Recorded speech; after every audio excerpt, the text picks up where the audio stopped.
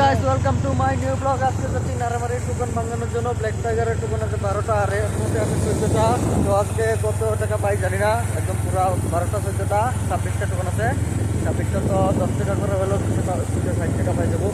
তো আজকে মজাদার খানা হবে একটা, তো দেখতে থাকো গাইস। যাকে নিয়ে করলে খেলা, দিলে এই অবহেলা, দেবে সেই চাঁদের আলো ঘনালে সন্ধ্যাবেলা। টোকন কালেক্ট করে নিলাম। এখানে পুরো 26টা টোকন আছে ব্ল্যাক টাইগার, দেখতে পাচ্ছো গাইস। তো গাইস দিয়ে দিলাম টোকন 26টা, আর পেয়ে গেলাম 200 টাকা গাইস। 20টা টোকন রেখেছে আর 6টা আমরা রেখে দিয়েছি।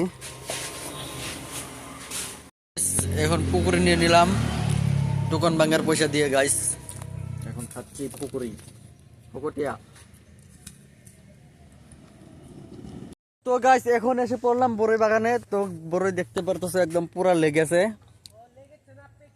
একদম পেকে গেছে গাইস, দেখতে পারতেছো পুরা লেগে গেছে একদম পুরা।